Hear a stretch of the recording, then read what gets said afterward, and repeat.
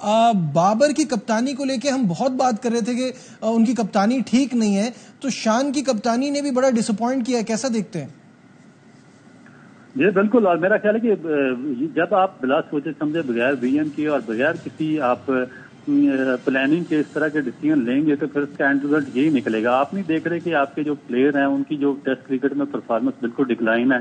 13 या 14 या 15 रन की एवरेज है, आप उठाकर उनको कैप्टन बना देते हैं, फिर आपके पास रिप्लेसमेंट प्लान नहीं है। और सबसे बड़ा प्रॉब्लम यह है कि फिर आप बार बार पूरा पाकिस्तान इसी चीज पे लगा कि बाबर आजम को एक हल्का कहते हैं कि कैप्टनसी दे देनी चाहिए, दूसरा कहता है कि उसको कैप्टनसी नहीं देनी चाहिए। भाई ये तो पाकिस्तान क्रिकेट बोर्ड का काम है ना कि उसको कैप्टनसी देता है या नहीं देता। और अगर उससे कैप्टनसी नहीं हो रही 4-5 साल उसको देख लिया, उसको वनडे में भी दी, उसको T20 में भी दी, उसको टेस्ट मैचेस में भी दी, उसने 1% भी इंप्रूव नहीं किया और उसके बद से बदतरीन रिजल्ट आपके सामने आते गए। तो फिर आपकी रिप्लेसमेंट प्लान किधर है? ना आपके पास ओपनर का रिप्लेसमेंट है, ना मिडिल ऑर्डर का रिप्लेसमेंट है, ना आपके पास विकेट कीपर का रिप्लेसमेंट है।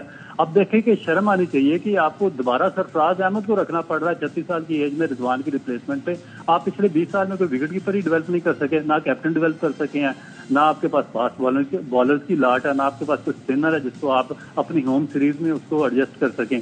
तो अजीबो गरीब एक खिचड़ी पकी है पाकिस्तान क्रिकेट बोर्ड में, जिसका ना कोई चेहरा ना पाऊँ। बिल्कुल सही है। जो रऊफ बात करें, बड़ा इंपॉर्टेंट पॉइंट है कि शान की खराब कप्तानी ये नहीं तय करती कि बाबर जो है वो बेहतर कप्तान थे या वो अच्छे कप्तान हो गए।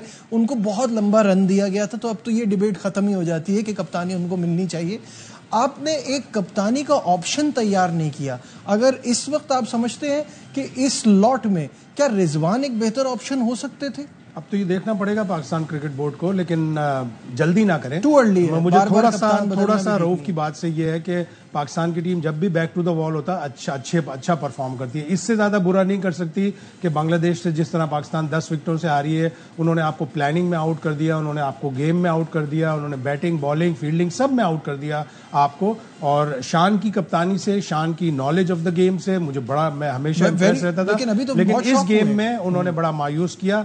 ये कह देना कि जब हमारे एज लगे तो बोल्ड हो गए, उनके एज लगे तो चौके हो गए, ये हुआ तो वो हुआ, ये हुआ तो दिन तो बारिश वो जरा थोड़ी सी एक्सक्यूजेस। हमने गलतियां ज्यादा की, तो गलतियां आपने की इसलिए कि आपने प्लान इस तरह से किया कि आपने सोचा कि नहीं हम फास्ट बॉलर से उड़ा देंगे, ये बड़ी ग्रीन टॉप विकेट होगी। आपने वो जो ऑप्शन था स्पिनर का वो आपने बिल्कुल ही रूल आउट कर दिया, और सारों ने कर दिया, एक ने नहीं, हेड कोच ने किया। एक हाई परफॉर्मेंस कोच आए टिम नीलसन, जो ऑस्ट्रेलिया के 4 साल हेड कोच रहे। एक दफा ऑस्ट्रेलिया की टीम को, ऑस्ट्रेलिया ए की टीम को पाकिस्तान भी ला चुके हैं, तो उन्हें पाकिस्तान की कंडीशन का नहीं पता। जब सारे लोग आउट स्मार्ट हो गए तो इसका मतलब है आप हार गए। मैं तो सोच रहा था कि शान अगर इन 2 मैचों में अच्छी कप्तानी करता है, टेस्ट मैच में भी अच्छी कप्तानी करता है, तो आपका एक लॉन्ग टाइम सोल्यूशन होगा। वनडे के लिए भी कप्तानी, आगे चैंपियंस ट्रॉफी आनी है, आपके पास एक ऑप्शन बनता है, लेकिन जाहिर है इतनी तनकीद होगी। और अगर ये दूसरा टेस्ट पाकिस्तान नहीं जीता तो फिर तो उसका आगे तो बहुत ही मुश्किल है, कैप्टन बहुत ही ब्लीक लग रहा है। अच्छा, आप जो बात कर रहे हैं ना शाहिद साहब कि बैक अगेंस्ट द वॉल होती है तो पाकिस्तान अच्छा खेल दिखाता है, बट मुझे लग रहा है वॉल ही पीछे होती जा रही है, क्योंकि पहले आप वर्ल्ड कप में हारे जिम्बाब्वे से, फिर वनडे वर्ल्ड कप में हारे अफगानिस्तान से, फिर अब आप हारे USA से, अब आप टेस्ट में हार रहे हैं बांग्लादेश से। दीवार पीछे जा रही है, हम आगे नहीं आ रहे। ये बात बिल्कुल सही है कि दीवार पीछे जा रही है, लेकिन कोशिश करनी चाहिए। और एक इससे बड़ा अब आपको नुकसान नहीं हो सकता कि आप बांग्लादेश से हार गए। आप कोशिश करें कि अपनी परफॉर्मेंस लिफ्ट करें।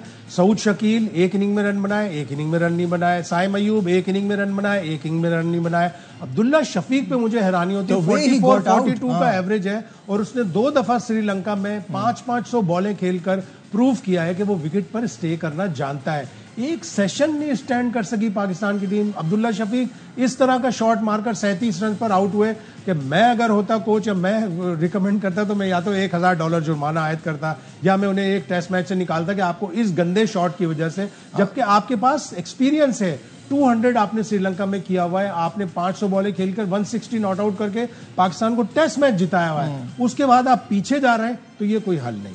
रऊफ, यही वाली बात आपसे भी पूछना चाहूंगा। बैटिंग जो पाकिस्तान की चल रही है जिस तरह से, ऑल्दो मुझे लगता है कि आप पहला टेस्ट मैच तो अपनी बॉलिंग की वजह से हारे थे जब आपने 565 रन बनवा लिए, लेकिन आपकी बैटिंग एक बहुत बड़ा इशू चल रहा है कि कोई भी प्लेयर आपका ऐसा नहीं है जिसको आप रिलायबल कह सकें। आपका main player Babar Azam struggle कर रहे हैं, और अब हम तो ये बार बार सुनते हैं अकेला बाबर क्या कर सकता है, कभी हमने एक दूसरी टीम में तो किसी बड़े प्लेयर से ऐसे जुमले नहीं सुने या उनके फैंस ने ऐसी बातें नहीं की कि अकेला क्या कर सकता है, अकेला रन कर सकता है। क्या कहेंगे? देखिए, जब आपकी जो हाई मैनेजमेंट है पाकिस्तान क्रिकेट बोर्ड चलाने वाले, उनमें विजन नहीं होगा, उनमें कैपेसिटी नहीं होगी और उनमें कोई कॉम्पिटेंसी नहीं होगी, तो फिर इस तरह के डिसीजन आते हैं। आप सारा कुछ प्लेयर्स पर नहीं छोड़ सकते। आपने जो मैनेजमेंट साथ लगाई थी वो प्लेयर्स के एक किस्म के सर्वेंट थे और उनको उनकी सर्विसेज वो कर रहे थे। यही वजह है कि वो बैकअप प्लान को तैयार ही नहीं कर सके, ना किसी की रिप्लेसमेंट बना सके। आप दुनिया के जितने भी क्रिकेट बोर्ड निकालें जो स्ट्रॉन्ग क्रिकेट बोर्ड है, एक तो उनको डोमेस्टिक क्रिकेट बहुत स्ट्रांगली फंक्शन कर रहा है और वो बार बार चेंज नहीं होता। यहाँ पर इसको बार बार उखाड़ पछाड़ कर उसको बिल्कुल तबाह कर दिया गया। नंबर 2 ये होता है कि वो कभी भी प्लेयर्स पर नहीं छोड़ते। जो क्रिकेट बोर्ड होता है उसको बनाए इसीलिए जाता है, जो उसकी मैनेजमेंट होती है वो रिस्पॉन्सिबल होती है हर चीज की, कि प्लेयर की रिप्लेसमेंट प्लान की वो रिस्पॉन्सिबल होती है, वर्कलोड मैनेजमेंट की रिस्पॉन्सिबल होती है, फिर उनका जो नया टैलेंट होता है उसको कहाँ पे ग्रूम करना है, किस टीम के खिलाफ चांसेस उनको देने हैं।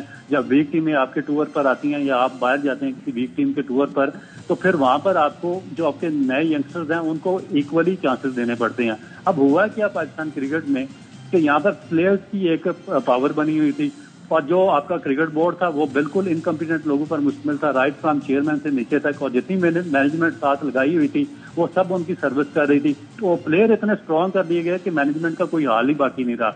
वो उन प्लेयर्स को ही उनकी सर्विसेज करते रहे। उन्होंने पाकिस्तान के जो मुफादात हैं उनको बैकफुट पर डाला। उन्होंने किसी नए प्लेयर को चांस नहीं दिया, ना उन्होंने कोई नया प्लेयर डेवलप होने दिया। जो वीक टीमें थी उनके खिलाफ भी आपके यही सुपरस्टार्स की टीम खेलती रही। ये अपनी एवरेजेस मेंटेन करते रहे, ये कहते रहे हम रैंकिंग में नंबर 1 है, नंबर 2 है, नंबर 3 है, बॉलिंग में, बैटिंग में। और फिर जब कोई बड़ी टीम आती थी उसके खिलाफ ये सारे कोलैप्स हो जाते थे, मगर क्योंकि रैंकिंग में ऊपर होते थे फिर इनको सोशल मीडिया पे प्रोजेक्शन मिल जाती थी और फिर ये टीम का हिस्सा बन जाते थे। और नए लड़के बेचारे वो डोमेस्टिक में खप खुपाकर वो साइडलाइन हो गए। अब इसका एंड रिजल्ट ये निकला है कि ना आपके पास स्पिनर आ रहा है, ना आपके पास मिडिल ऑर्डर की रिप्लेसमेंट है, ना किसी फास्ट बॉलर की रिप्लेसमेंट है, ना कैप्टन की रिप्लेसमेंट है, ना ओपनर की रिप्लेसमेंट है। तो फिर ये जो क्रिकेट बोर्ड में इनकम्पिटेंसी है ये फिर मौका फराहम करती है कि आप जो पर्सनल एजेंडा या बेनिफिट्स हैं उनको सामने रख के आप मुल्की मुफादात को शदीद नुकसान पहुंचे। और बिल्कुल रियली ये पाकिस्तान क्रिकेट में चल रहा है। बिल्कुल जो भी प्लेयर्स हैं, मैं रऊफ की इस बात से मुकम्मल तौर पर इत्तेफाक भी करता हूं, लेकिन साथ ही साथ ये नहीं है डोमेस्टिक क्रिकेट के जो अच्छे परफॉर्मर हैं आपने उन्हें कभी डेवलप नहीं किया। Ali Usman left arm spinner 2-3 season पहले वो टॉप विकेट टेकर था। जाहिद महमूद रेगुलर विकेटें लेता है, उसको 2-3 टेस्ट मैचों में मार पड़ी, आपने उसको डिस्कार्ड कर दिया। साजिद खान जो बांग्लादेश के टॉप 6 हैं उनमें 5 लेफ्ट हैंडर हैं, वो बांग्लादेश में जाके आउट भी करके आया। एक टेस्ट मैच में उसने 12 आउट किए, एक टेस्ट मैच में उसने 4 आउट किए।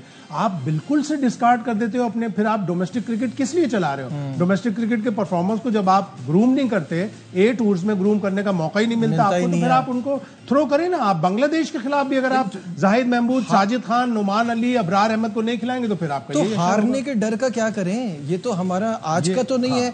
शाहिद साहब अभी बात यही चल रही थी कि शाहीन शाह आप बांग्लादेश की टीम से भी हारने की बात करेंगे तो फिर आप सेकंड ईयर में चले जाएंगे। जिम्बाब्वे वगैरह हर जगह डरे हैं। जी क्या कह रहे हैं?